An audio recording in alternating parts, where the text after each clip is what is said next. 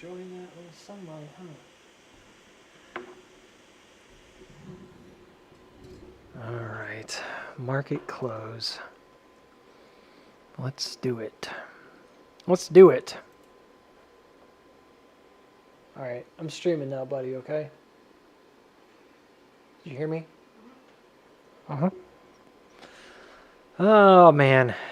This prediction would be pretty crazy if it came true, but we'll see what happens. I'm going to share this stream with our group. I need to change that picture on the front of the stream. I don't know how to do that right now. It doesn't matter. Alright, it makes no difference. It's just a picture. You know, it's pretty darn close to what I thought was going to happen. And I'm kind of like pleasantly surprised, and on one hand, that it stayed over 450 as long as it did. But at the same time, I don't know. I was kind of expecting it to get down there before earnings, so it's not like nothing really is that different. Oh, it's going to end the day red. It was basically just barely green by 20. It was like the same number percent too. It was like 23% green. Yeah, so we're at the daily. We're on the daily chart right here, and we're basically retesting on RSI. We're retesting that it's very familiar. It's really similar to what happened last earnings. I mean, almost exactly the same, except that this went lower on the second move, whereas this stayed higher on the second move. Everything in this stock is so backwards. It almost doesn't make sense. Well, now it's plus 2-3%. Why is it such a weird number? I guess it's just the percentage, just the ratio of.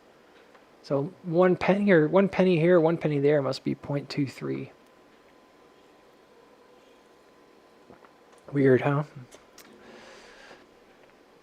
Yeah, so this was expected. I figured we were going to like top off and then head back down. And I think the last video I put out was Monday or Tuesday of this past week. It's been about a week. And I hadn't really been doing a lot of the shorter videos. This one was about 20 minutes, which is on the short end for my videos. And I talked mostly about the comparison between this earnings setup and the previous one.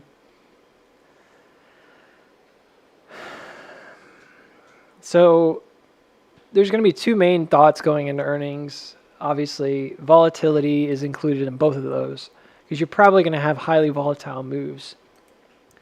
I think that it's going to boil down to a surprise beat versus just kind of meeting expectations, because there's an expected loss that's going to happen because of the weak fourth quarter on the box office.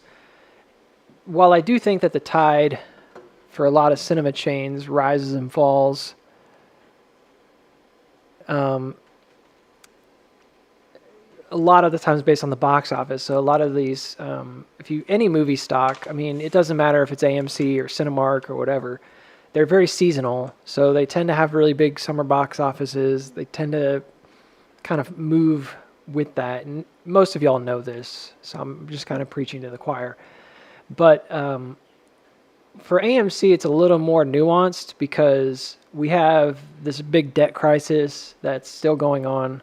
It's been going on since long before, frankly, this whole movement thing started. And the recent solution and the most prevalent solution over the last 2 years has been a push to get to that place where you can do share offerings. And share offerings are kind of a double-edged sword because typically a share offering will drive the price down. It's seen as dilutive, but long-term share offerings tend to be very good for the company. historically, you can look at other stocks that have done decent amount of share offerings if they're a successful company, right? So there's like this caveat there that we don't talk about all the time, which is like, if it's a successful company. So there are companies that do share offerings and they still go out of business. I mean, like, it's not like it's some kind of an end all be all. The AMC still needs to get its act together in terms of like cash flow management, and make sure that they're getting the right acquisitions, the right diversification. They've done a lot of that. There's a couple things that I'm really interested in learning about for earnings, and I'll jot them on the screen just so we have it. Maybe I'll put them on the other one. It's a little less cluttered. There's a couple big ones. So, hey, how's it going?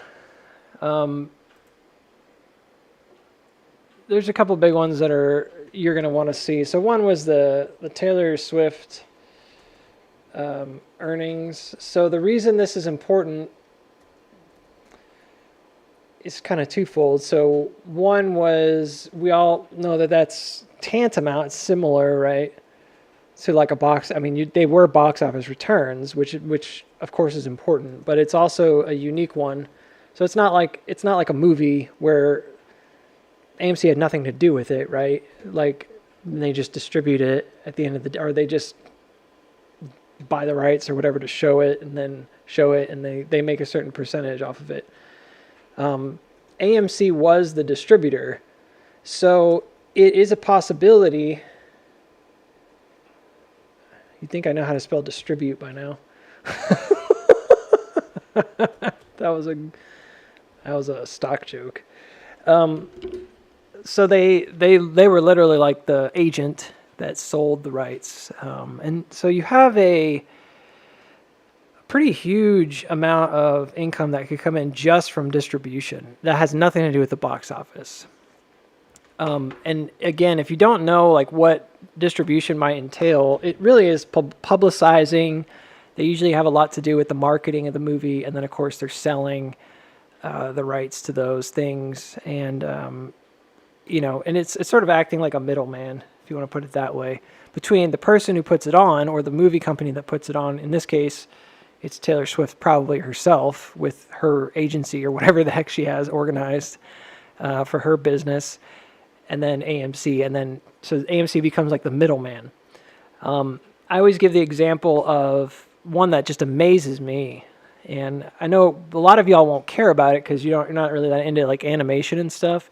But one example was, and I think it's a good example, is Walt Disney. So Walt Disney, they set up all kinds of distribution companies. Like they have, what is it like?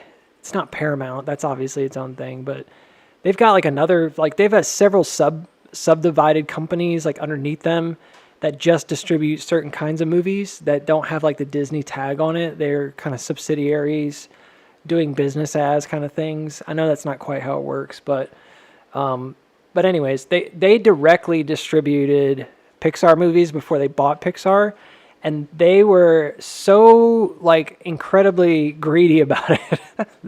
And they can be because they're Walt Disney, right? They basically took 50% of all the returns, which is insane.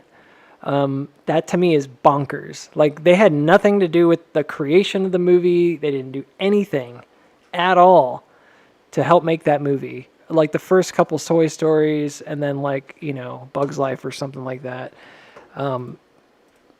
It's kind of bonkers to me, and at the end of the day, they got to take a 50% trim off of those box office returns. So that's pretty wild. Now, I don't know, and I don't think anybody knows yet, what was the distribution deal that AMC made in terms of returns. I can't say, and that's something that we haven't. Yeah, but Disney had the name. Exactly. That's why I was saying, like, that's why they were able to do that, right? It's a long story, but Pixar was actually trying to renegotiate or find a different distributor. And then Disney was like, it is a kind of a funny story because they were making Ratatouille, And they finally reached a deal with Pixar. I kid you not. They reached a new distribution deal, so it would be like 25% or something instead of like 50%. Some ridiculous markdown. And Disney just bought them. They were like, you know what? That was probably Bob Iger or whatever his name is. He was like, whatever, we'll just buy them. I don't want to make good on this deal anymore. So they wasted all this time negotiating, and Disney was like, we're just going to buy them. Such a Disney move, right? Yeah, Disney had the name, so they can ask for that. I guess my point is that, as an example, like, a distributor can make quite a bit of money off of just the active distribution, and it has nothing to do with the box office number per se. Like, it does and it doesn't. So it kind of depends on, like, what's the percentage, right? Because they'll get a piece of other people's box office number, other movie chains, you know what I mean? Which is a big deal. So very different than anything else that AMC has done, at least in the last 2 years.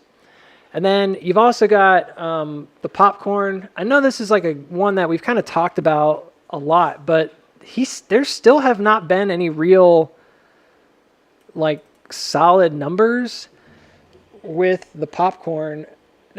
All that has been said is that it, we all know it has a pretty decent profit margin. It's like a ridiculous 100 billion% profit margin because popcorn's, corn is cheap enough, and then you can mark it up like 300, 400, 500% or something ridiculous.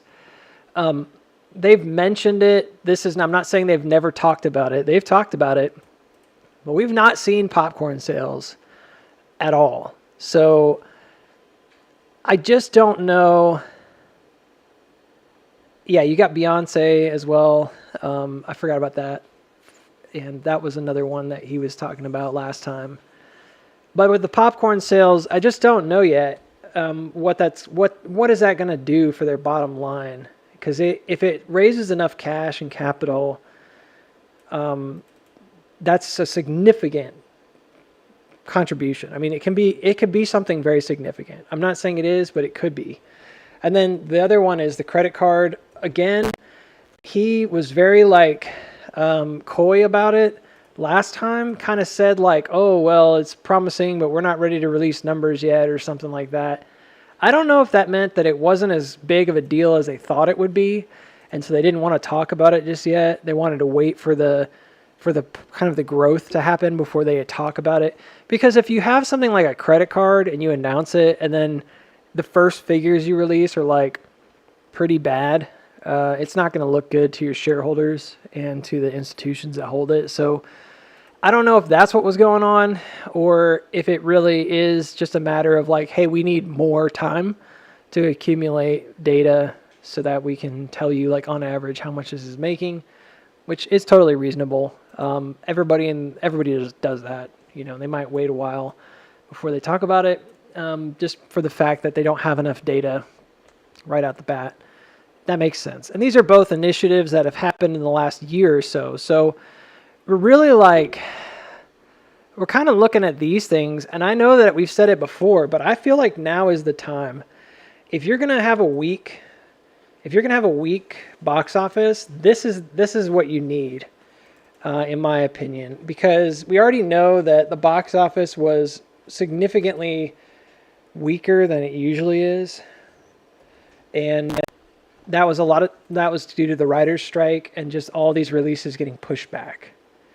So he's gonna talk up the future. He's gonna talk up, he is. He's gonna talk up the future. He's gonna talk up the box office coming up in the summer. He's gonna talk and stress how we need to have more deals and there needs to be more people who are willing to do this thing. He's gonna make it sound, talk up the whole he does it every single time now. He'll say something along the lines of, everyone needs to know how profitable this can be. Netflix needs to know how profitable it can be to have dual releases and this and that.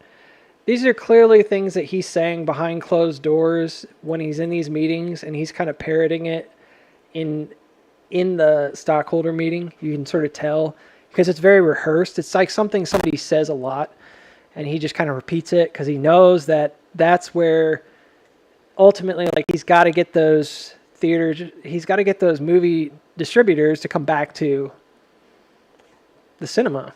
There was one other thing. Oh yeah, the gold mines. So this is one that I find to be very peculiar. Now I know it's like different because it's technically its own business. They acquired it, which means they bought it out. But that doesn't mean that like. So like, if they have their own earnings and their own shareholders meetings and stuff like that, he's probably not going to talk about it on an AMC stockholder meeting. But I would really like to know how this impacted the bottom line. Like, how does it, tell me how that acquisition, just tell me, you don't have to give me every detail, Adam Aaron, just tell me the basics. Like, I know you're going to talk about AMC's financials. I know you're going to hopefully talk about popcorn sales and the credit card, because you haven't talked about those numbers yet. And I really want to hear those numbers. And if you're going to have a weak box office, this is a beginning of the year, 2024. Now's the time to sort of set the pace for the rest of the year. Give me everything. You know what I mean? Like, I want it all. And I think that if he's able to do that, this could be like an absolutely dominating earnings call, because the last one, I know they said they hit record numbers, but then it was paired with that share offering like the next day or whatever it was. I mean, it was so fast how quickly everything just kind of went and was just destroyed, right? He needs to lay off that speech. He needs to not talk. I know it's very political sounding, and I'm not a political advisor, but I'm telling y'all that if he continually talks about it and really hypes up this idea that he has to do more and more and more share offerings, it's gonna hurt the stock. It doesn't matter how good or bad the rest of it is.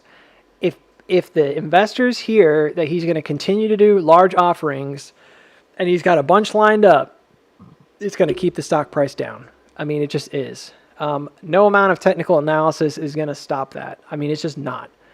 And you might disagree. You might say, well, Booksy, he did that before the big giant run up. Remember? Yeah, he's told us that over and over again. He wants that to be known to everybody because it gives it a validation. It makes it sound like he was responsible or they were responsible. Like, he's trying to divorce the idea that the share offering could cause the stock to go down.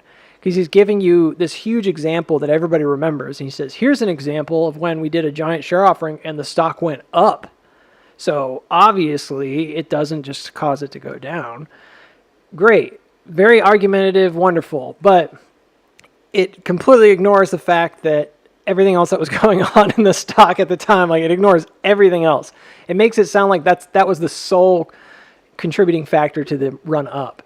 Just like right now, I don't think that the dilution or the share offerings is the sole contributing factor for it pushing down, right?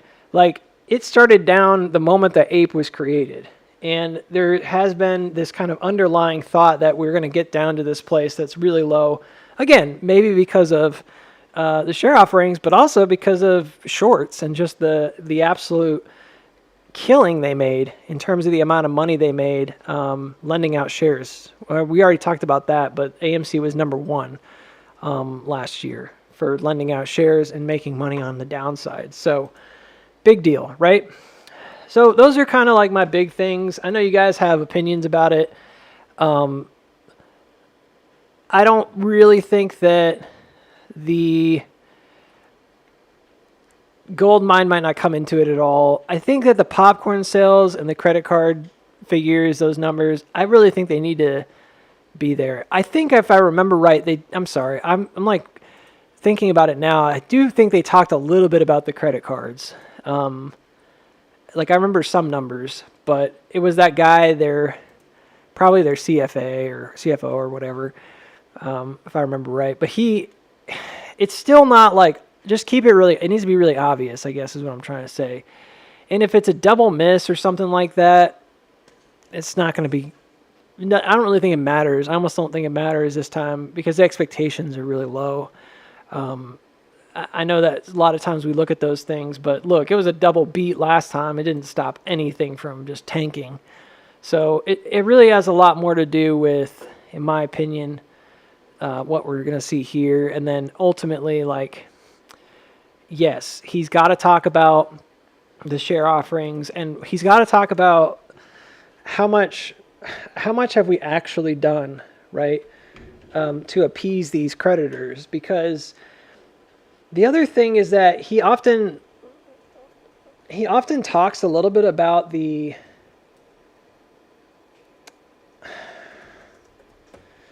I think that's how you spell it, ERS. I think it's creditors, not creditors.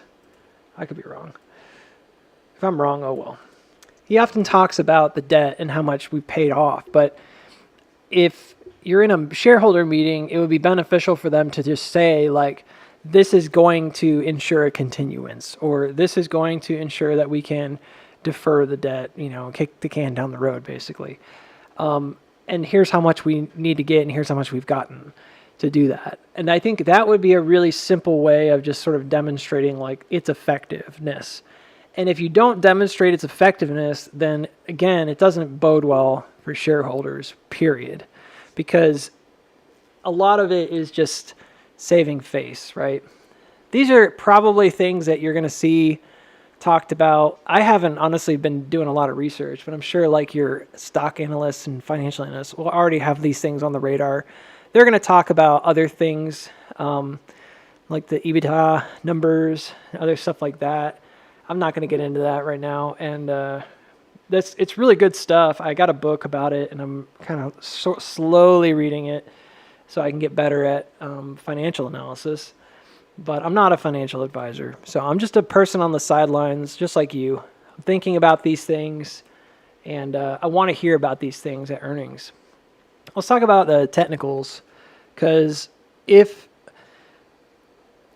we're being honest, the technicals here are okay, but they're not like quite there yet. And what I mean by that is, like, if you had asked me 2 or 3 weeks ago, a month ago maybe, back here in January, I would have said it doesn't look great and I did, because you're not breaking out of any of the creeks. You had not jumped anything yet. And I had several drawn on my screen. I have since removed a lot of them. This was kind of one of the main ones. It's like your basic downtrend, right? You're moving down in a relatively steady pattern, and then you reverse. Simple enough, right? A trend is where you're finding buyers and sellers have created like walls, essentially. So it's a channel that makes the water flow through it, okay? And we broke out of this channel. Some folks might look at it and call it a big wedge. I don't have a strong preference for wedge because it's just barely a wedge. You know what I mean? Like it's a very, very, very, very, very loose definition of one, because there is a narrowing of the price action, but it's very minor. And I think the big thing was like jumping over this trend is important. So then what do you look at next? And for me, it's been a couple different pretty major creeks. One was the outermost creek, which I believe is very similar, if not exactly the same as this trend, but I'm on the extended hours, so it might be a little different. And that one has to do with the outermost portion here, and that actually was jumped a little bit earlier, and you can see that we hopped over it and we found support against it, just like we did on the other. But there was another one, if I can find it. Maybe I won't find it. It's probably on my other chart. All I have to do is click away. Yeah, there was another one that basically, I don't know how exactly it went, but it ran right through here, because I remember this bottom touched it like perfectly. So maybe it's on my other chart. I'm not sure. No, I must have just turned it off. So where are we right now is kind of more or less like outside of both of those, so it almost doesn't matter.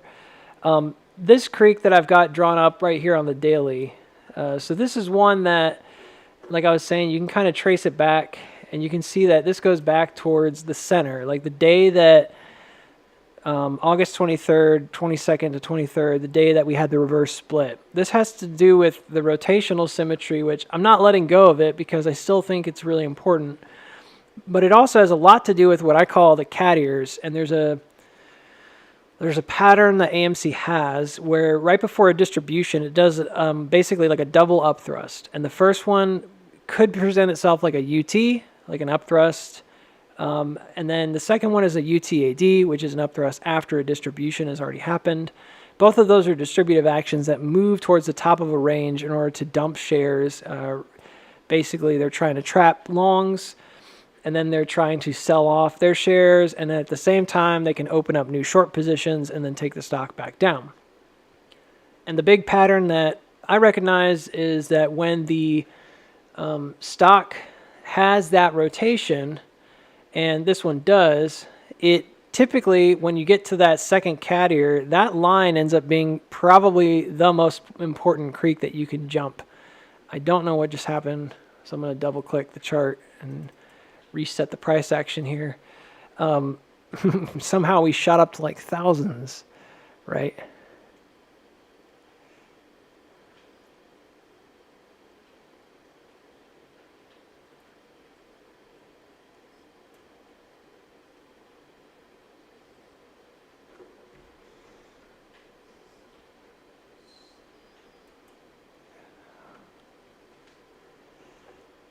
So anywho,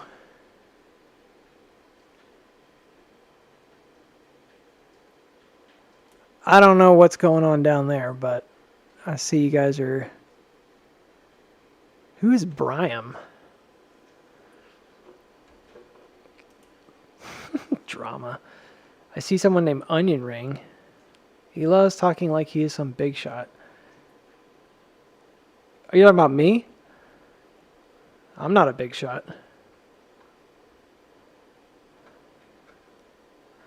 I do like speaking well. I think it's important to communicate. I'm not a big shot. That wouldn't make any sense. If that's how you feel, it'd probably be best just to not be here. And I wouldn't, no skin off my back, right? Like, I wouldn't mind.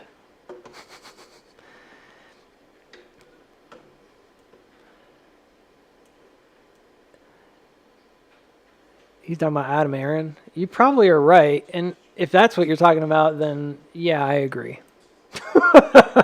He is kind of a big deal, though. I mean, he's running a company that's been around for a really long time. I do think his...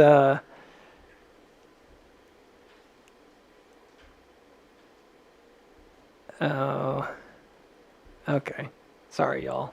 I shouldn't have even, like, jumped into that. Man, it makes me sound so defensive when I'm like, I think someone's talking about me, and they're not. They're like, because you are, Booksy. What I meant to say was that if you did feel that way, I wouldn't be upset. I would just ask that you politely leave. If you don't feel that way, and you're talking about Adam Aaron, I probably agree with you, because he does tend to have that kind of attitude towards people. Like, he knows right and nobody else does, you know? So,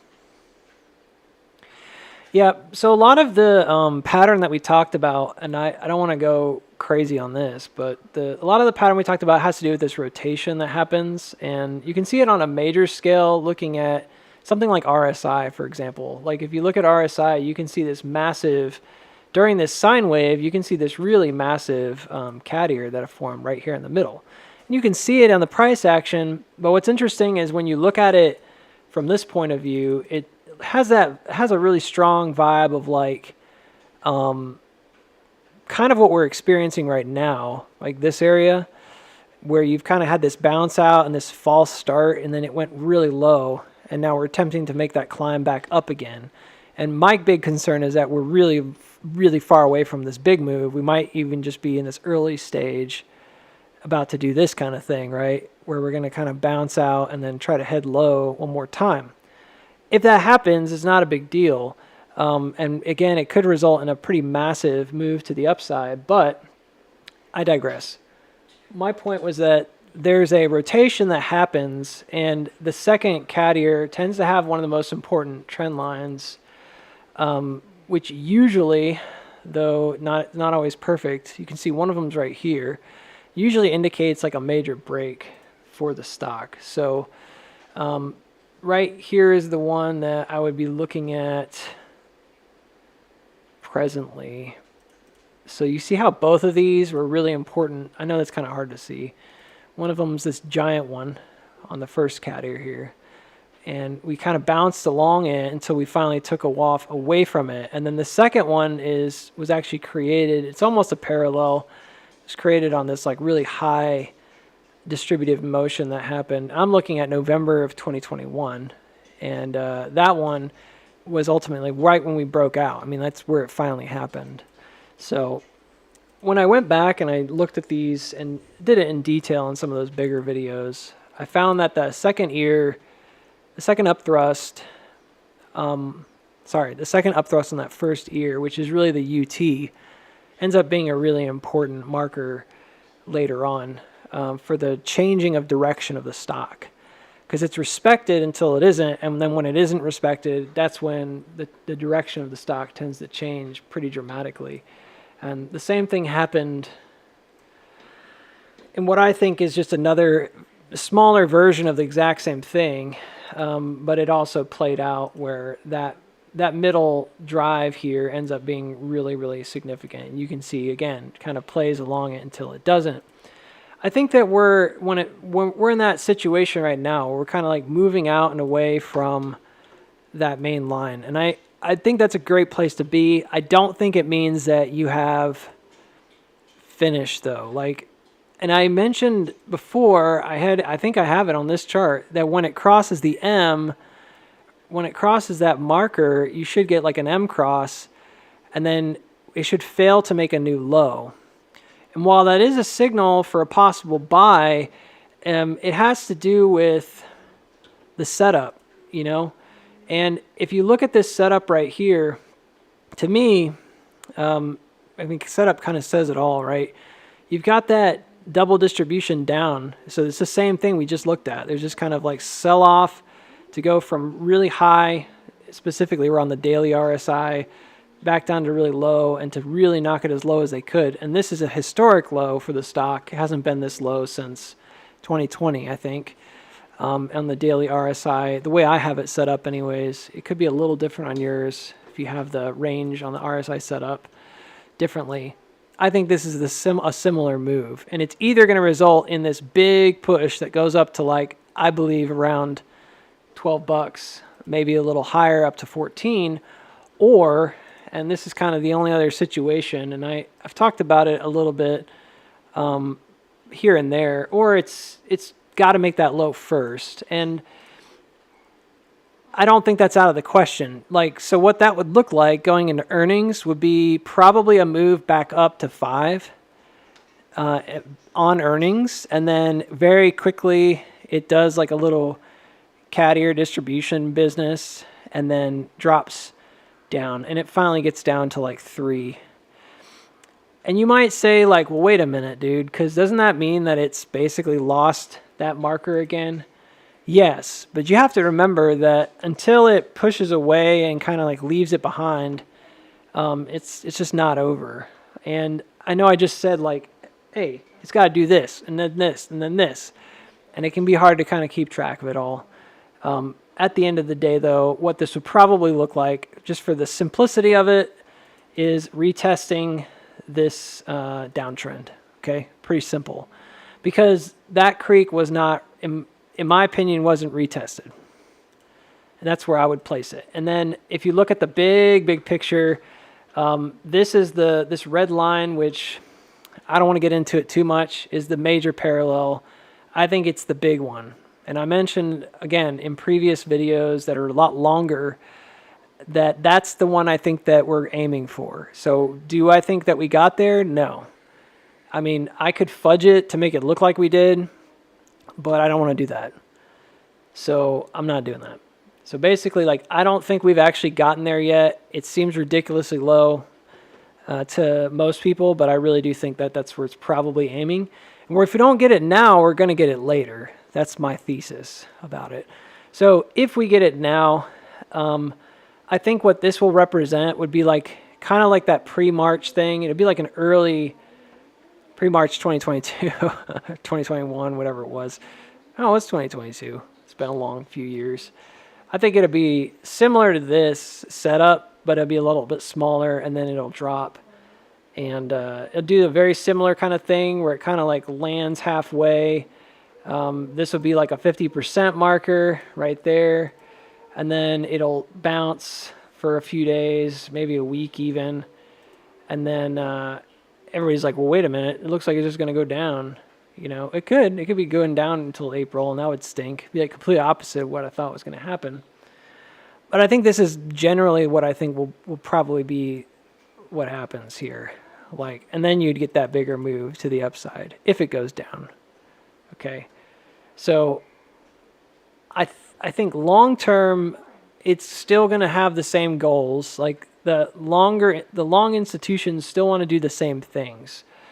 I think short term, this is a very significant move that could result in a breakout if it can push up and then find support and go. But I also think it's very possible, given what everything is going on, earnings could be priced in and you're just going to fly, right? Or there's some kind of another announcement about further, dilution, offering, whatever you want to call it, and it misses, and then they don't deliver on any of this other stuff, and you're going to end up doing a distribution. You might say, well, why go back up if you're going to go down? That's not how the way things work. Well, it is. I mean, typically when you distribute, I talked about it earlier, you go up high in the range because you want to get shares at a good price for your short positions, and you want to exit while people are FOMOing, thinking it's going to continue to run. Now, why would this be such a really, frankly, I would say almost brilliant trap, is because it looks a lot like a breakout, and it would look like it's coming up to break out. And the crazy thing is that, I know this is horrible, but the crazy thing is that it kind of could, if it managed to jump and find support. So there's going to be this really simple way of telling, very simple, in my opinion, and that is this level right here will be broken and hold support. And if it's not broken, if it comes up above it and then like closes beneath it the same day or something like that, that's very distributive. Okay, this is my expectation. So some of y'all are like, hey man, that's an inverted head and shoulder. Yeah, it totally is. And I mentioned in my video that I thought we'd probably head and shoulder down, and we have. So what's preventing us from just continuing to head and shoulder down right now? I mean, why not just go down as low as you've drawn the line and just go ahead and go back for that, marker and do that into earnings? Well, we might. It's a couple days away. We've still got tomorrow and the next day. And this is a head and shoulder setup. And I don't think anyone would argue that. It's pretty straightforward. Let's zoom in a little bit. I'm on the 4 hour. So why go through all this trouble of making it? Yeah, why go through all this trouble of making it, complicated, Booksy? Well, it's not. It is and it isn't. Like, regular patterns appear in the market all the time, and they have a certain amount of reliability to them, which is why everybody practices them. And one of those is called a head and shoulder, and what it does is it basically is a failed advancement of a stock, and that usually you get a pretty strong move on the first shoulder, then you get a weaker move on the head, but the price drives higher. That's exactly what we see in the volume down here on the bottom. And then on the right shoulder, you get a weaker move pushing up. You typically, not always, I feel like a lot of people think this is like an always thing. It's not an always thing. But you do typically get a weaker shoulder, which means like, hey, it won't advance beyond the height of the previous one, or it'll get like right to it and it won't advance beyond it. So that would be for us like 475, okay? And if it doesn't advance beyond 475, it's probably going to form the shoulder, and then you come down to what we call the neckline. A neckline does not have to be horizontal. It's just the neckline. It's that simple. It's the base to the base, like the two places you found support. All right, it does not have to be perfectly horizontal. There's nothing like really anywhere that says it has to be. The reason that it oftentimes is, though, and that it typically is even, is because it has already had previous support there. So if it already has previous support, you might find it there. So what's the measurement for this head and shoulder breakdown? If you were to measure it, it's basically 51% of 77. So we can do that in our heads, or we can get a little calculator out and do it. And that's just an estimation of a possible target if it breaks down. When I say possible target, I'm talking about statistically likely target. And this is Bulkowski methodology, which works really well. So 39 cents is pretty steep. And that's 39% or 39 cents beneath the neckline. So if you look at where does 39 cents take you, it's probably going to take us somewhere familiar. Yeah, it looks like right down to, this is a pretty steep drop. It looks down to 390. So why is 390 significant? I don't know. There's probably a gap or something there. So I'm guessing there's something there that's important. I can't see it if there is one. Again, I'm on extended hours. Let me turn it off and see. I bet there's something there. 390. There usually is something. You guys are like, yeah, of course there's something. No, there's a gap down here at like 410. I know that. There's not one at 390, but it did find support at 390 back in early February. This is where it took off from. And it had a support coming down. It was really more like 393. So it could be that this head and shoulder, if it completes, it might even do it right on earnings. We don't know for sure. Usually a head and shoulder has a fairly symmetrical vibe to it. So not always, but yeah, this one's already like kind of off. Yeah, I think this one's like already off. It's not really symmetrical. Yeah, because this shoulder's already taken too long. So, anywho. It hasn't happened yet. It might be one of those things where they're kind of holding on till earnings to like make everybody wonder what's going to happen. I wouldn't mind an inverted head and shoulder here though, as long as it doesn't go below this gap around 410. So if the price target does break down and it goes all the way to 390 and it does it on any kind of strength, I'm not going to hold my breath that the inverted head and shoulder is going to work out. Okay, because those are kind of conflicting statements, right? Like if this head and shoulder breaks down, the larger head and shoulder then looks really weak. The one that looks more inverted, that's this guy. To me, you know, if I'm going to fake anyone out, I mean, I guess it doesn't really matter either way. You could still head back down to this height, so never mind. Wonderful insight, Booksy. Thanks for that. Waste of time. Well, look, we do this like every time. So every time we break down, there's this kind of race to try to come back to some previous level. I'm going to go back and I'll show you what I mean. You'll see it, and then you're going to be like, oh, snap. It happens all the time. It does. So here's one right here. Just very similar, like nonsense, you know. There's another one right here beside it. Like, you see these are inverted head and shoulder type setups, but they're not really, they never like pan out. And they are almost alternating. Like, they almost happen opposite of this other guy, which looks like a little bit more like an upside down cat ear. Same deal though. It looks like an accumulation. But yeah, so these are like fake out inverted head and shoulder moments where it's trying to get back above. You see this? It always tries to get back above that 4 hour, and then it gets knocked back down. I'm looking at the chart upside down, if you're wondering. And like, we're in that same moment, but the 4 hour is really far away, which, you know, could be for our benefit, I guess. I don't know yet. But all I'm saying is this particular setup, I just wouldn't wouldn't hold my breath on the Head and Shoulder as the end all be all. I don't think there's a single one of these that actually breaks out. This one's kind of like that as well. It's got like a 1, 2, 3. This one's like got that as well. 1, 2, 3. Same deal. They're all pretty much the same. This one's a little different. Some of them look more like an inverted cat ear. So that's where you get that W bottom that people talk about. But these guys all look like they could be inverted Head and Shoulders, but then they just never break down. So that's not a good thing if we don't have a history of breaking out. I'm curious though. I wonder if the original one did. Let's take a look. Have that kind of pattern. Sure. I mean, this is a giant.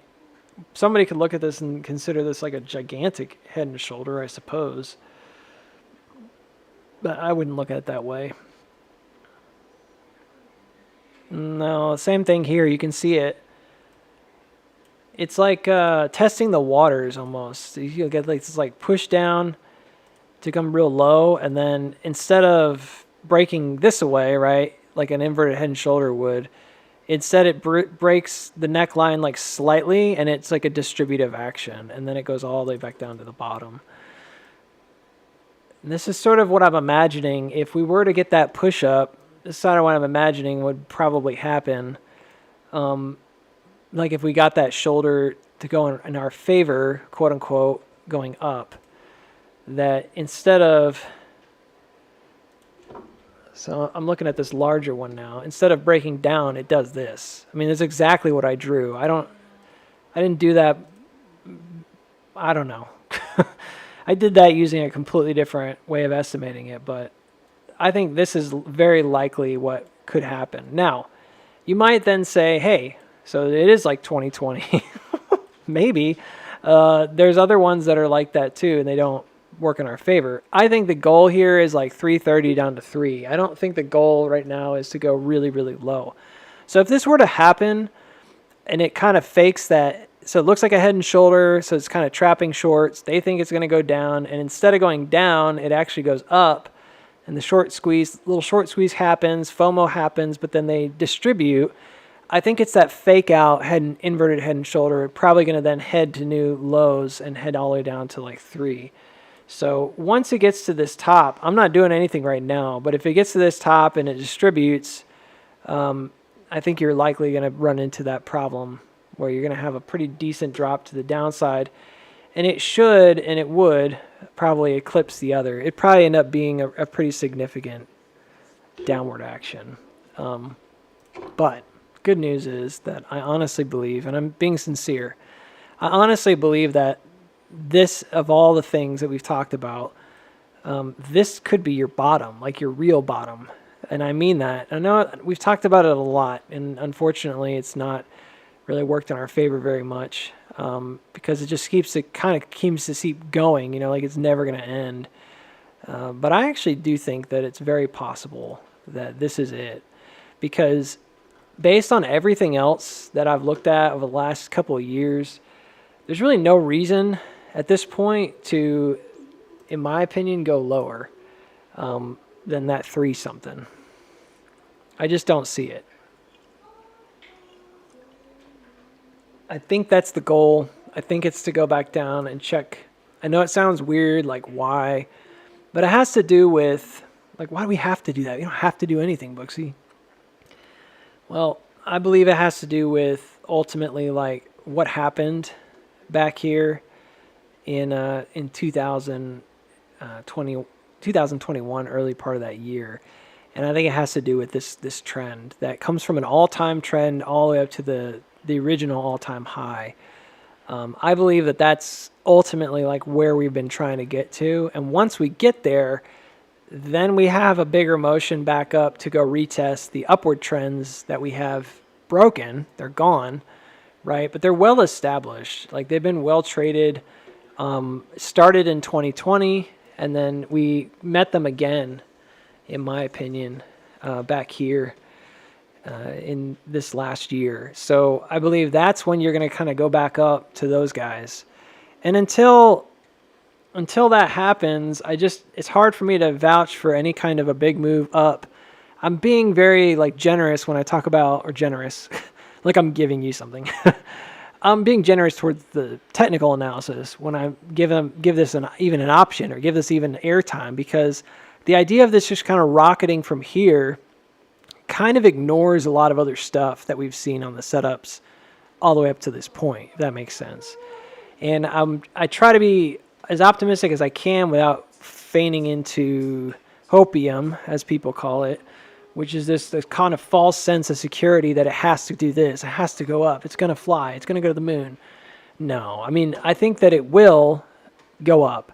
I think that it can take a long time, and I think that it hasn't gotten to where I think it needs to get to, period. Like, I don't think it's come down low enough. That's just my opinion. And I know y'all are going to be like, well, it's already been like bleeding out for years. What do you mean lower? No, I get it. But as it's been bleeding out, you either look at that and you just kind of can be really sorrowful about it and be upset. While I empathize with you, that doesn't really help anything. Or you can kind of look at, well, what are they aiming towards, right?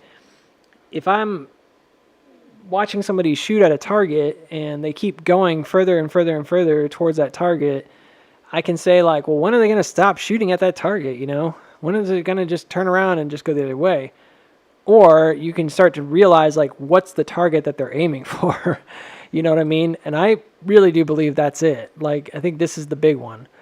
And it's taken a long time to kind of get there, but years ago, I mean, when we first started this thing, we talked about that big trend, that big downtrend from the beginning, and how it was just kind of left behind. And the more that time has gone on, the more I've convinced myself that it's not going to get left behind, because obviously they're not leaving it behind, right?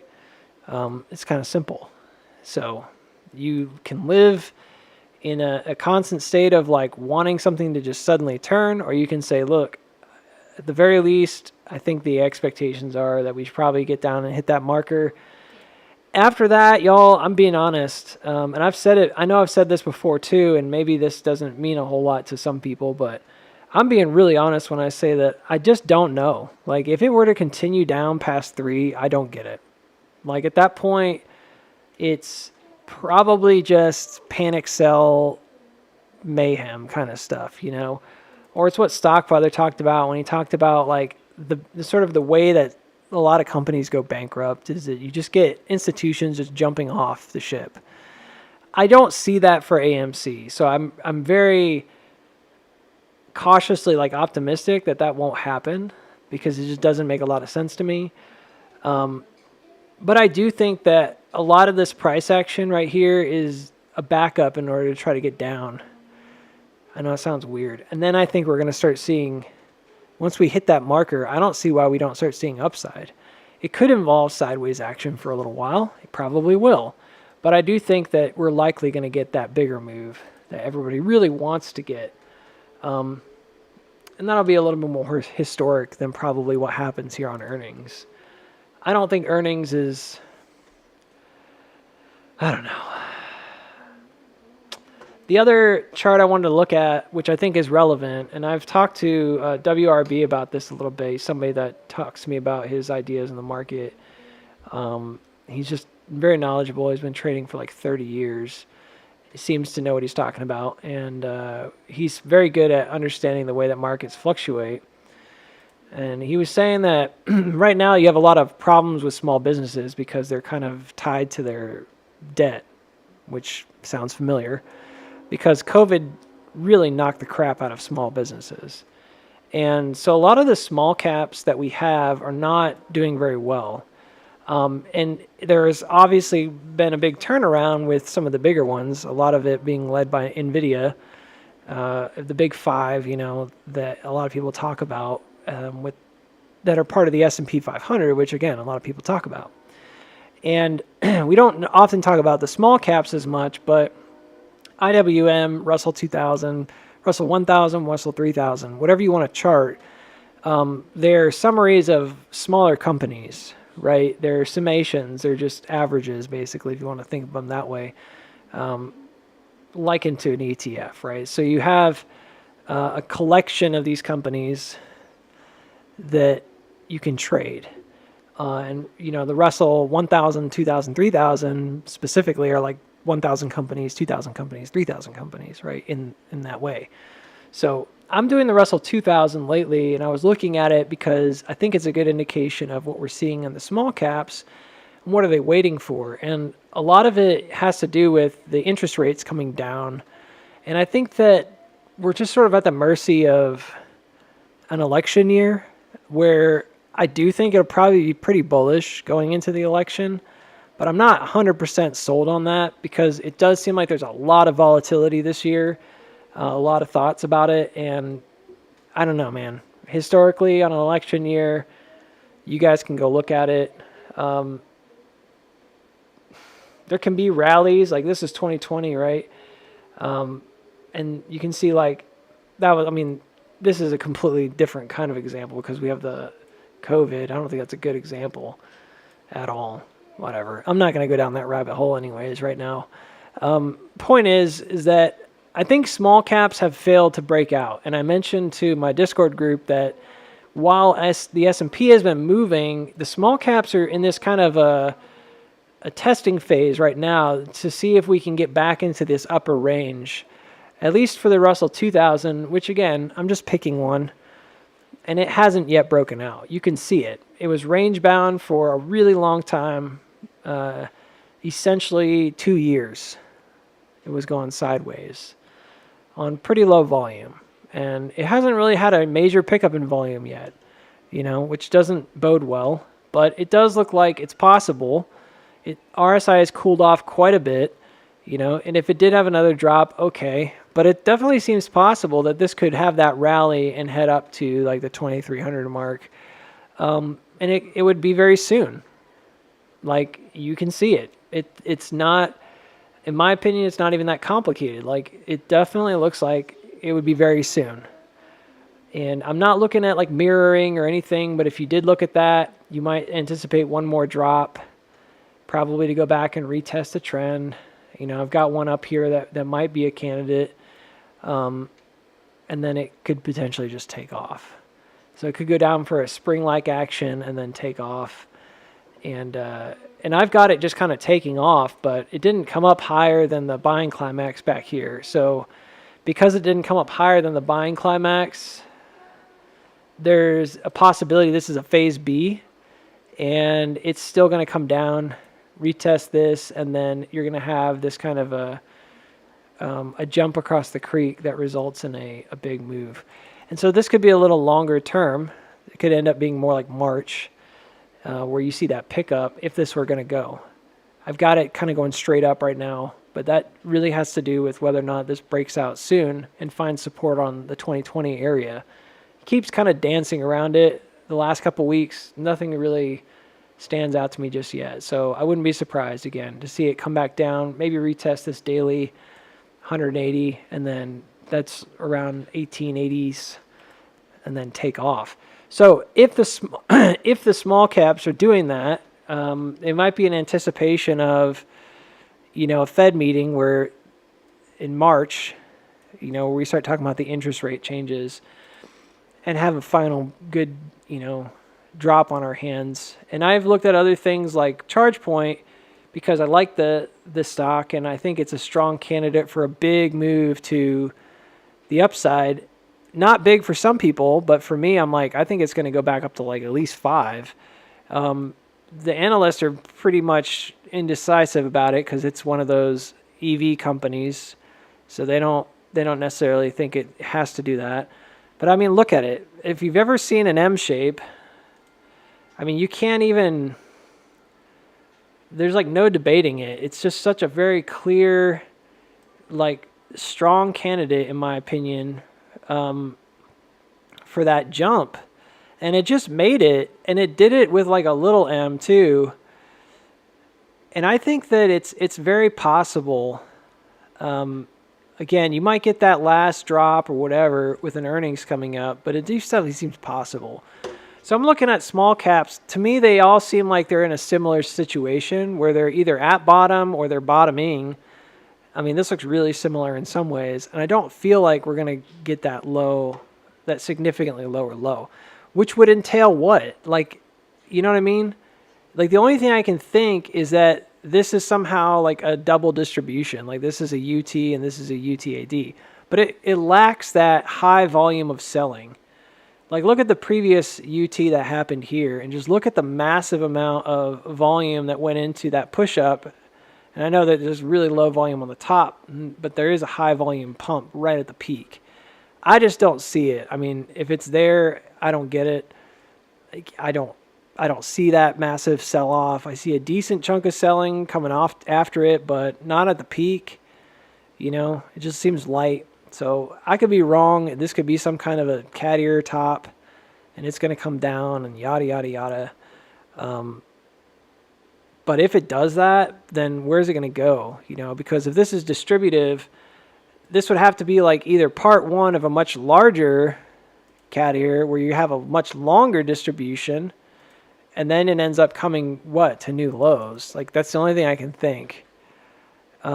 So a lot of this is going to be what you think is going to happen in the market, not what I think the technical analysis says. I think the technical analysis is pretty evidently on a very important point right now because you're sitting at the bottom of this previous range that we lost from 2021, straightforward. Okay? I'm just using this as a way of summarizing. You can use the, if you want Russell 1000, Russell 3000, you can use the IWM, you can use a number of things, okay? I'm just saying this is one that I'm using right now. I think it's been pretty helpful maybe to understand sort of where the price action might be going in the short term for some of these other guys. Not necessarily has to go, but you get the point, okay? Yeah. Small caps, right? Okay, so what about the rest of AMC? I mean, do we think that after this box office, whatever, after these earnings report and the box office numbers and all sorts of stuff, we're going to head down, we're going to head up? What then? Well, a lot of it's going to be in anticipation of the summer box office. So I do agree with Adam Aaron. I'm like looking at notes that I kind of did up. So if you're like, why is he asking these questions? Because I just wanted to do like a pre-earnings thing. I'm not going to be able to stream earnings more than likely. So I just want to give you my thoughts. I think that the future of AMC depends on debt management. It depends on the overall, like how bottom line financials, do these acquisitions and these diversification of their portfolio, does it allow them to protect against inflation, stagflation?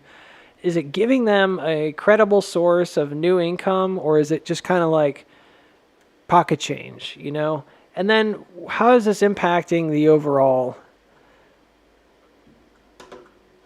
future of the stock, you know? Because if these numbers are not really good growth factors, then I don't really think they matter, you know? Like, we need to stop talking about these things. We need to get on to other stuff because these were the things that were supposedly going to save the company, you know? And then he sort of switched gears and he went from saying checkmate to, oh, if we don't do offerings, we're going to go bankrupt. I mean, that's a pretty dramatic shift of like, I don't know, something. Confidence, you tell me what it was, but something changed pretty dramatically. And so I really want to see the results of these, and I want them to kind of be good, you know.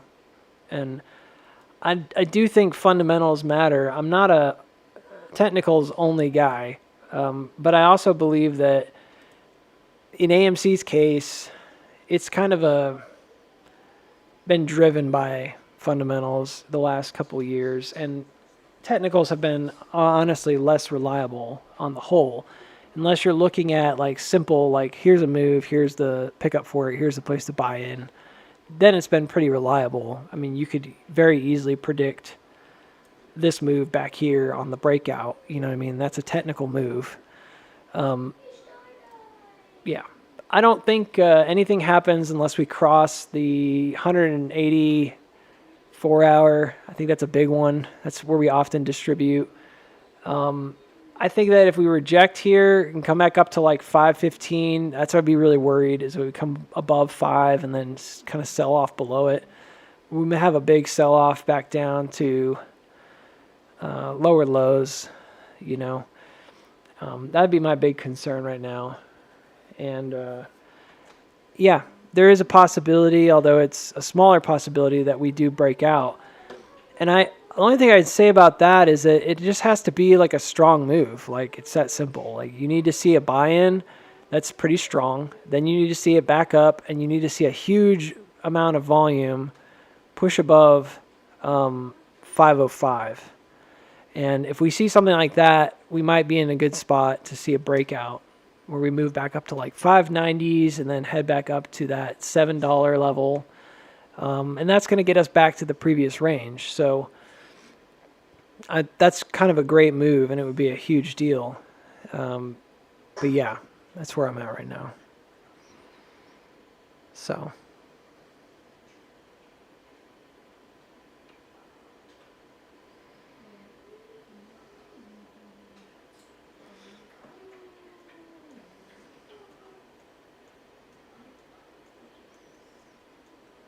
You guys are having some kind of weird debate.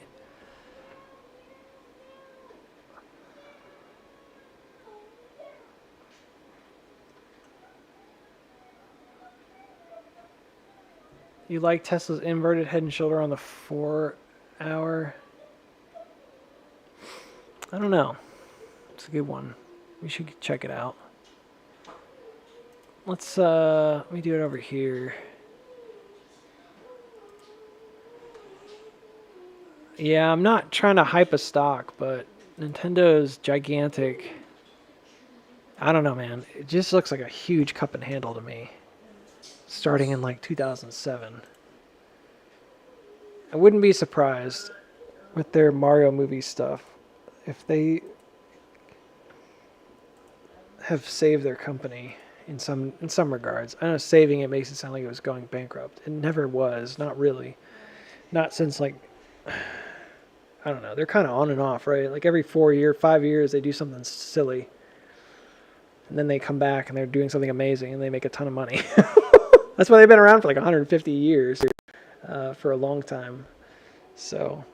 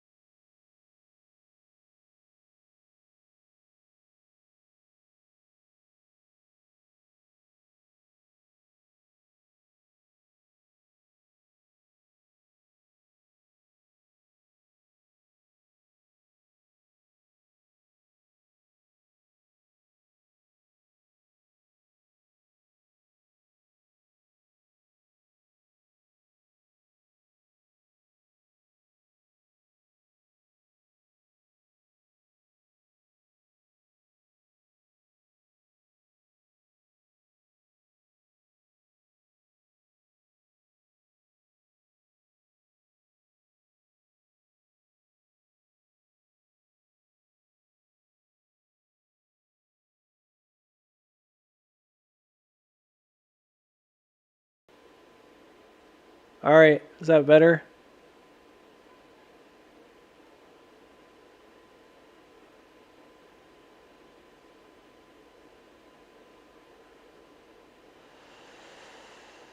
How long has the sound been off? It can't be that long.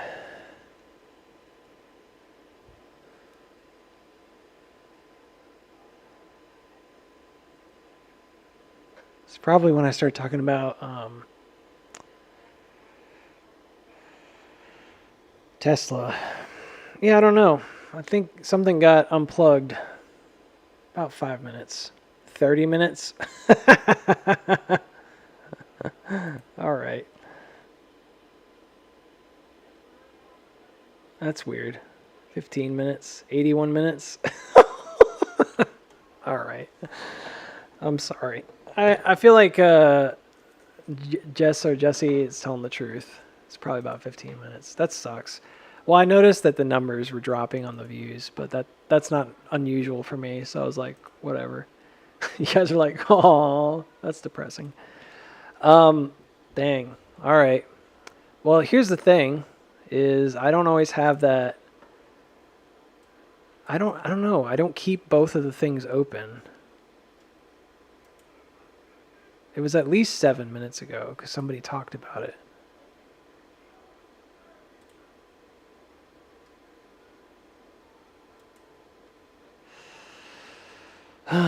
Well, the good news is you don't have to hear me ramble on about it, as I kind of figured out what I wanted to say. So that's always good news. Good news, bad news. Bad news is you were sitting in silence. Good news is you don't have to hear me talk about it.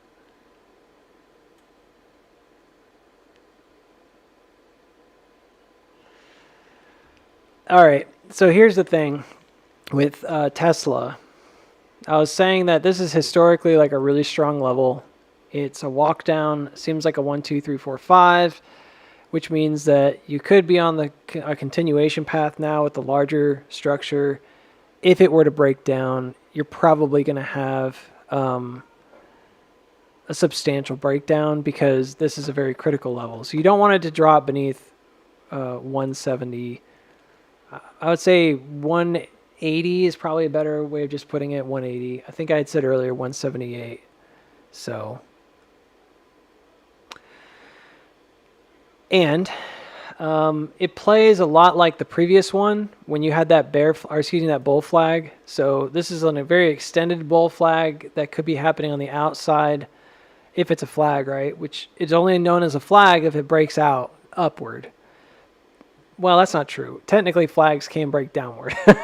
A flag is just an interruption of a price action. And then it's got a retracement right now. I'm not doing a retracement number on it. I'm just going to say this, that it plays pretty similar to the recent one where you get this really high volume sell-off. You see that? They're both there. And then you get the reversal. And actually, this has happened 1, 2, 3 times on this. This one only happened really that once. So we're waiting to see if it's going to break back above 200. I'd say 209 is a better way of kind of gauging. And that's going to be across of the 180-day moving average on the 4-hour chart. And if it gets that, you should be able to get a pretty substantial move.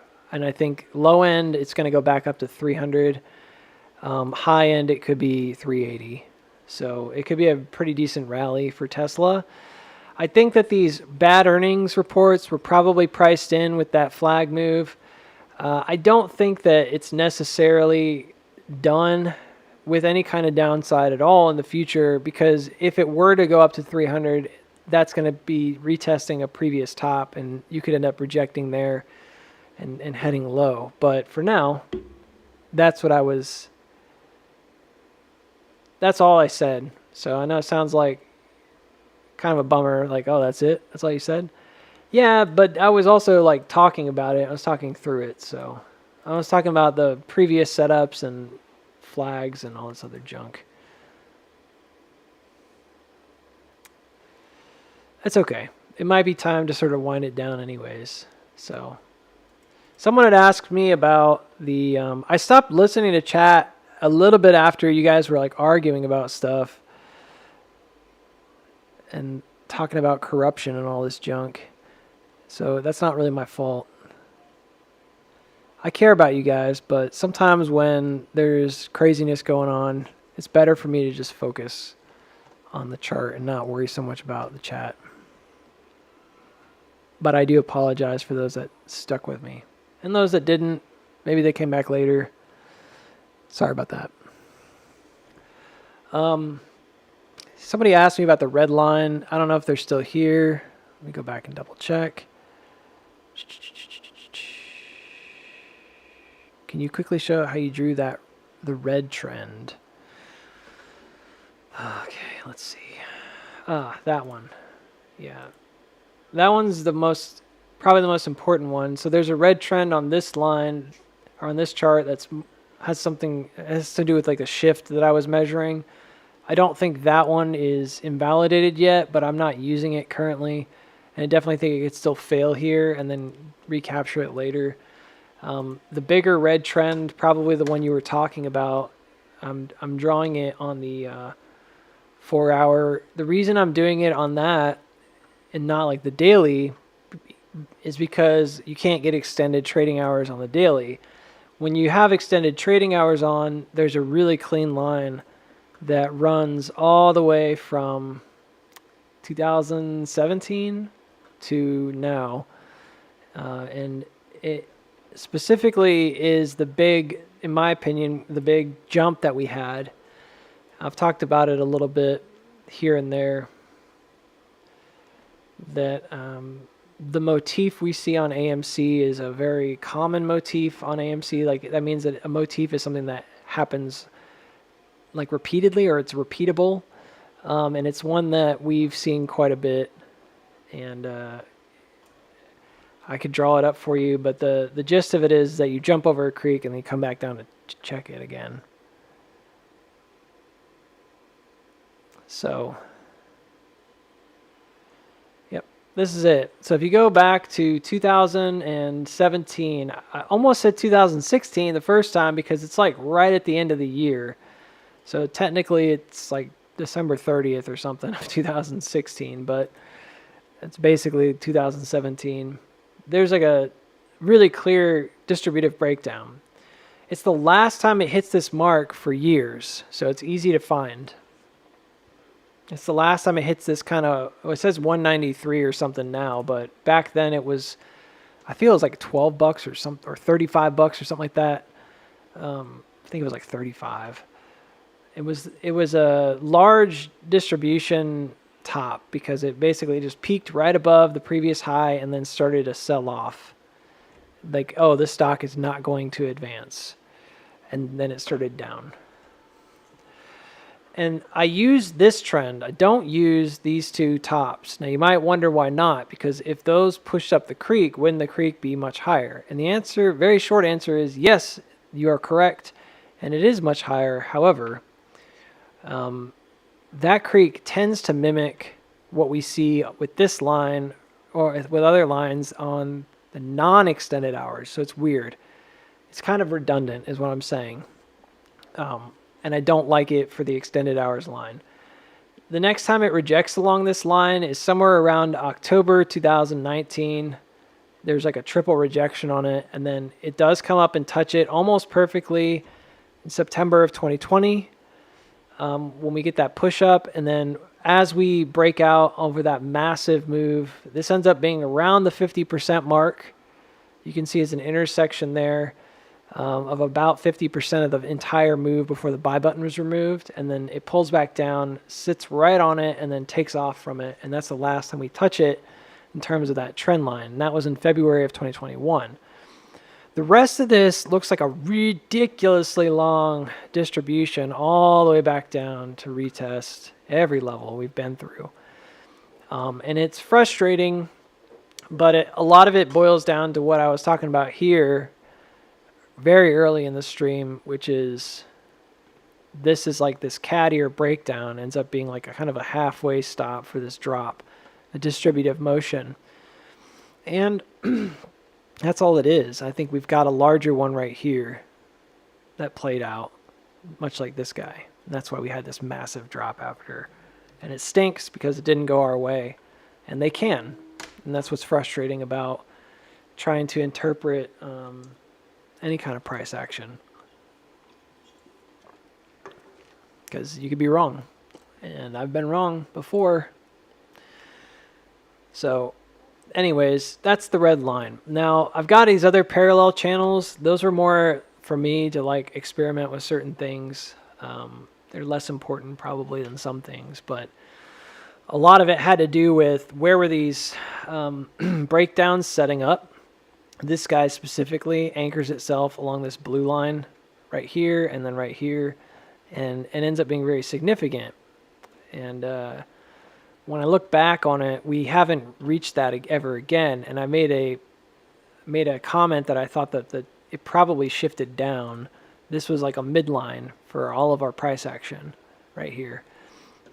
And I think it shifted down, and we may have a new midline, and it could be significantly lower, but I believe it's probably this orange guy right here.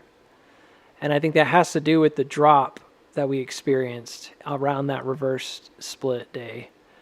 It's this section right here. I think it's kind of like a shift of the price action down to a lower area. So sort of taking advantage of the situation to help drive the price low. And yeah, that's my thought. And that has more to do with, again, measuring out other things. So if you don't really understand why I would even look at that, don't worry about it. I'm not going to explain it today, and it doesn't really matter that much. Unless you're me and you like looking at crazy things, you know. I think of it as more of like, that's where if we're going to rock it up or move, that's probably where we're going to see some stronger distribution, like right above here. That's the big takeaway from that, I guess, is that if I were to say like, well, give me like the 2-sentence takeaway from that, I would say that this area will be a difficult one for us to cross. I think it's going to provide the most amount of resistance. And I think that it used to be this area right here. And I think it's shifted down. So, but you know, there's a lot more we could talk about with that, because once it does cross that, then it's like, yeah, we're probably going to head back up to the top. And I think you're going to get a big M cross kind of thing somewhere in the middle of all that jazz. Much like this. Weird stuff, maybe. Maybe not what a lot of other people might use for technical analysis. I get it. But I guess if I were to say what I did enjoy about technical analysis and do enjoy, it's pattern recognition. I like that kind of stuff. So that's the pattern I see. And I think it's playing out right now, like likened to these guys back here, where you get an early rejection off of that midline, and then eventually you push back out. And I think once we do push out, we're probably going to head back to that midline, but it's going to be a top now, much like the top was previously higher. So that's why I'm estimating that when we do push, whether it's now or after a final drop, we will be heading all the way back up to recheck that blue line here. I'm pretty confident that's what's going to happen. And it's going to be crazy, but you know, at the end of the day, it may only be like $11 to $15. And that doesn't sound great for a lot of people, but if it goes low first, that's a huge move. I mean, that's like 300+%, so big deal. You're welcome. Thank you for being patient with me. And by the way, that line that I drew, this one, is an exact replica. I forgot about this. It's an exact replica of the same angle that we saw here, which is if you go way back to the June 2nd high, June 3rd high, and you go over to where we made that big pop in late July of 2023, that marker, it's an identical line. It's an identical channel line. So I had done done a screenshot of it that was pretty cool, and I shared this on a previous video. It's a summary of it, and I think it's a better way to look at it, so I'll show you. It's like that. So I took those parallels and drew them out, and you can see them a little more visually. The downward ones, those are those red lines going down. And you can see that those two tops set that angle, and then you notice if you put it right there at the previous all-time high, it drives right through where we jumped. It's like really clean. Really, really clean. And that's where I think we're going right now. I think we're going towards it, so really close. How's your finger? It's okay. So they said it's fractured, right? I fractured my finger. Boo-hoo, right? It did hurt a little bit, but it wasn't like as bad as I thought it would be, you know, breaking a bone or something. But it was a non-displaced fracture, so it's like nothing really moved out of place, just cracked. Anyways, I broke my finger basically and fractured it, and I lost my nail, and I'm at a place now where they encourage you to like take care of it, and then you have to like let it air out eventually because you don't want to move it for the first 4 weeks. But they had wrapped it up in all these bandages, and they showed me how to wrap it, and I was like, all right, I guess I'll do this every day. But eventually it stops bleeding, and it doesn't look as bad, and you're not supposed to keep it like wet or something gross the whole time. So I'm at that point where I'm kind of letting it air out a little bit every now and then. I think I have like 8 more days of the finger brace, and then the fracture supposedly is healed. The nail, that's not a thing that happens overnight. I think everybody has a story, man. Like every single person I've met seems to have a story about a nail breaking, you know. I'm not in some kind of a special scenario here. I think it's probably going to be like everybody else. It takes a long time, 3 to 6 months, I guess, to lose the old one and get a new one. So it's unfortunate for me because it's my writing hand, it's my drawing hand, it's my dominant hand, and it's also like I broke the nail like right where the nail starts to grow. So this is a huge amount of nail that has to go. It'd be different if it was like the very tip. It's not like that. It's going to be like a really long process probably. So I'm a bit annoyed maybe by that, but that's life, right? And I'm happy that I didn't lose my finger. So there are worse things that could happen. I don't know. It's not that big of a deal.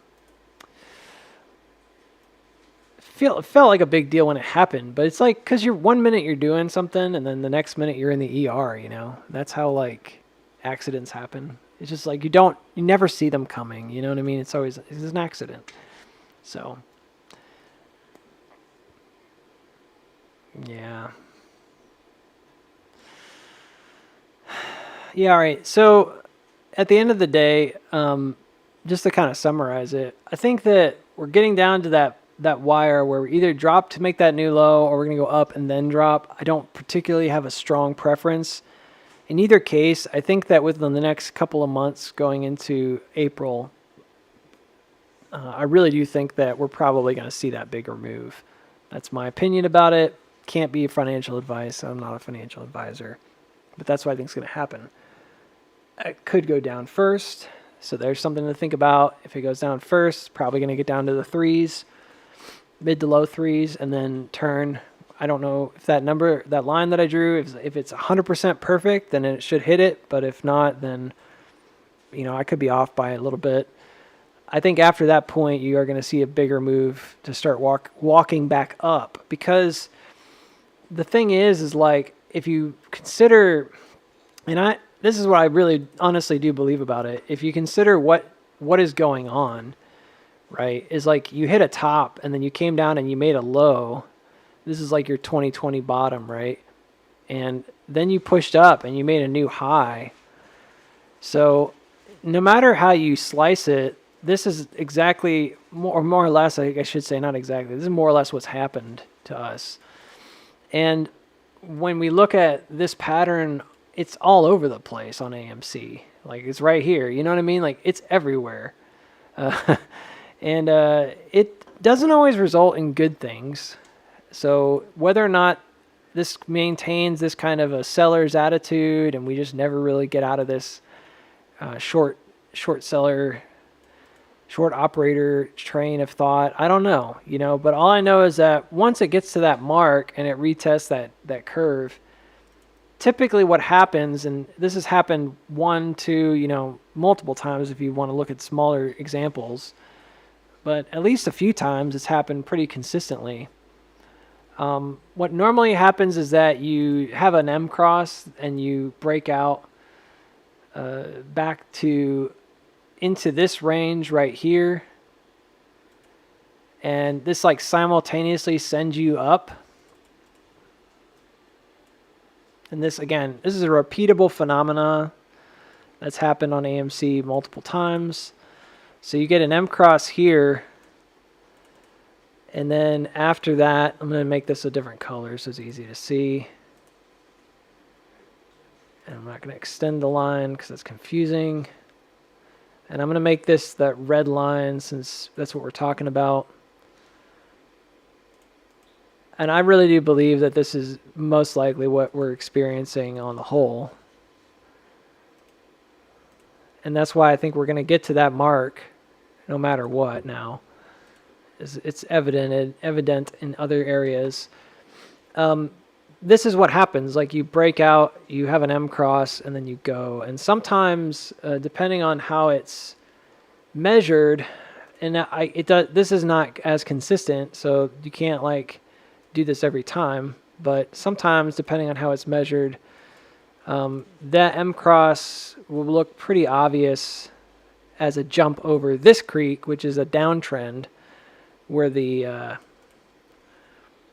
stock failed. Other times it's not quite like that. It could be very sideways and flat, and it could end up being more flat if this is very, very steep. Ours is pretty long, and in this case it's taken 2 years. So yeah, this is where you have the most likely significant buy-in for any kind of like what people will call like a second MOAS, where you're basically getting like this huge move.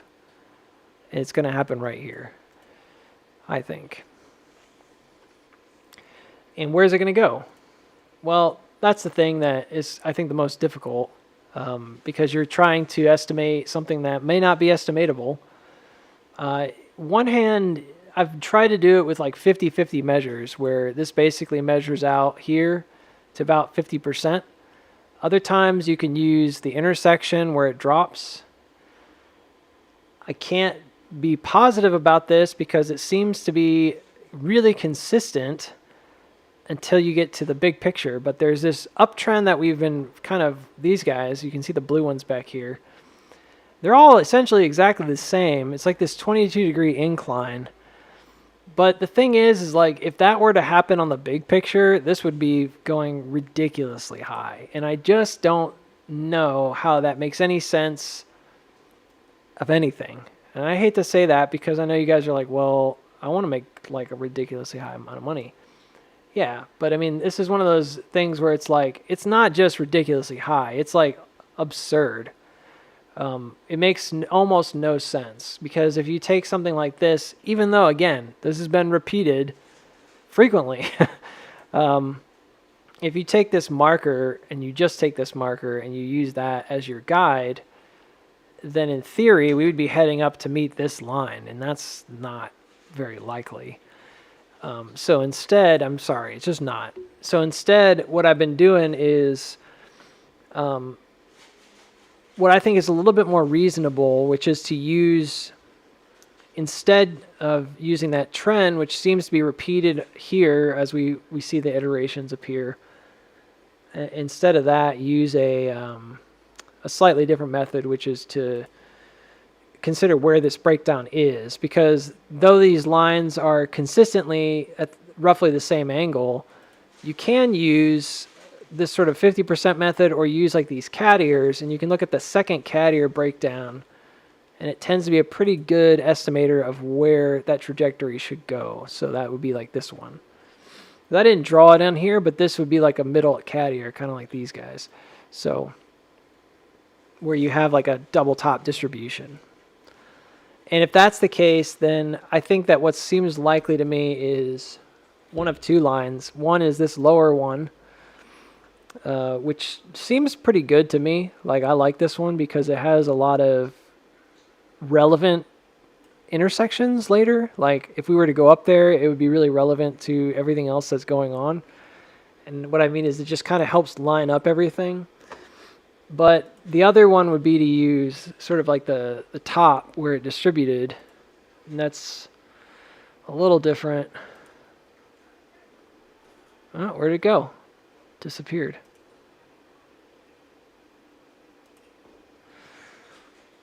It's a bit more significant in terms of upside.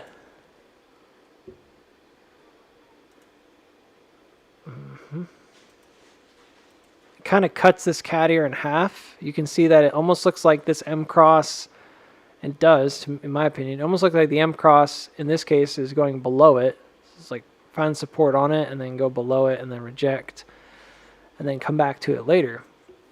This one would be a lot higher.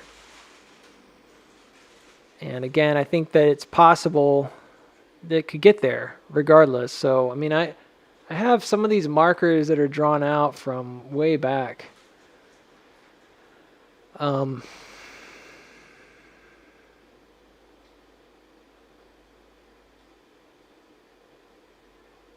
Yeah, but I don't know.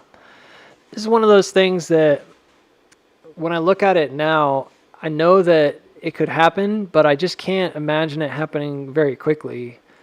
I could imagine it being this kind of several year process. And a lot of these moves that have happened here, this particular move, it's after a really long period of time that's kind of been extending outward.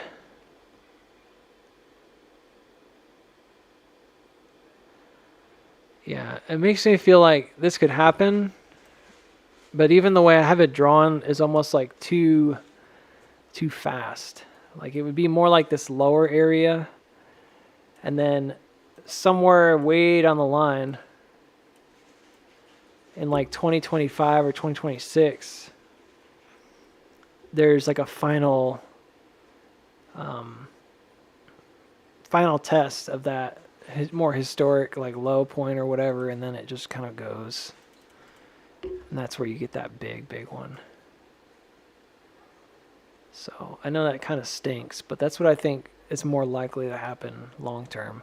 And that's why, like, even though I'm excited about earnings, I kind of feel like it doesn't, in some ways it doesn't matter that much, because I don't think in the near future this is as likely, you know, that we're going to just like break out and go. I think it's much more likely that you end up with an early breakout that then results in like a longer lower bottom. So you get an early move up, but then you kind of like come back down to reality and finish the range and then go up. I don't think this upper route is very likely to happen. I know they look really similar too, but they are. But I genuinely think it's going to be a little more like this than the upper one.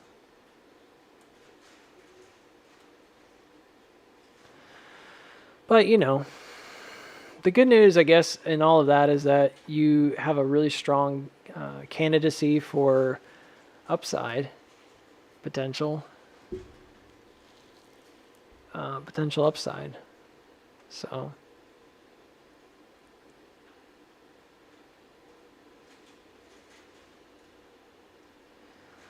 trying to remember what I think this was was this the one that was like all time? Let me go back real quick. So I used to say like $21 because it was such a clear and evident place of, like, if you're going to go back up to the top, you'd have to go all the way back up to 21. If you're going to, even if you're going to turn this into some kind of massive distribution cat ear, like if you were going to take it back up, that's where you go. Yeah, I think so. I think it's about there. It's close enough. So the theory, for me anyways, would be that eventually you're going to kind of like meet that intersection in the future. Now let's see where that lines up to. Yeah, all right. So maybe that seems about right. Right around there. So then you end up kind of meeting it. So that number now is like 200. It's kind of interesting.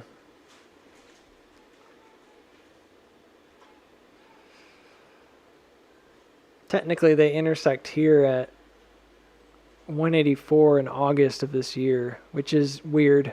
I mentioned that too previously. Is like that's August 9th, which is election day. Isn't that bizarre? So maybe there's going to be like a rally going into the election. But let me tell you this, if it goes from where we are now up to there, that's going to be the biggest historic run that AMC's ever had. And I better not hear anybody complain about not having some kind of MOAS, because if it happened to do that, that's a 5,600% move. That's it. You know what I mean? Like that's the giant move, the short squeeze. I would not be asking for more at all. No way, you know. But yeah, isn't that weird how that intersects election? I mean, that doesn't, maybe that's kind of hokey, like to think it could somehow get there by then, but that would be crazy if it did. All right, well, I got to get going. Thanks for hanging out, guys. I'm really sorry about the long-term wait in the middle there. Do you see the sine wave rotation compressing back together? Last question here.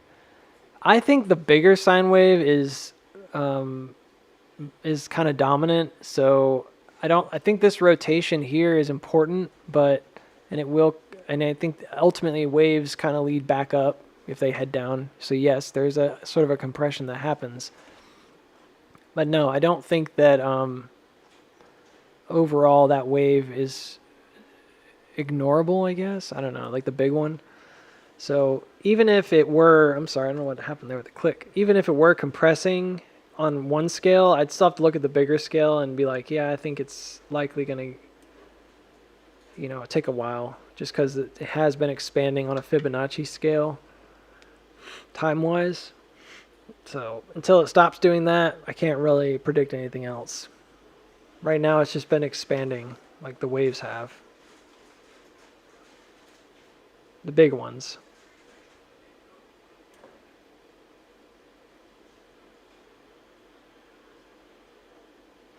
$26 days to cover, what would that mean? That's probably the most significant figure that people throw around, days to cover. That means that it takes 26 days for every short to exit their position. So that would be a really, really powerful possible short squeeze move. If you were in the middle of, like, again, said MOAS, that would be really bad for shorts because they can't exit their positions quickly. Then the stock price is going to continue to drive for that entire time, like more than likely.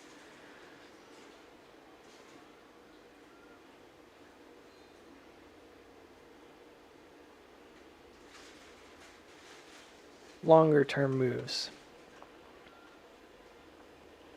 All right. I gotta go. Thanks again for hanging out, and I'll catch up with you later on.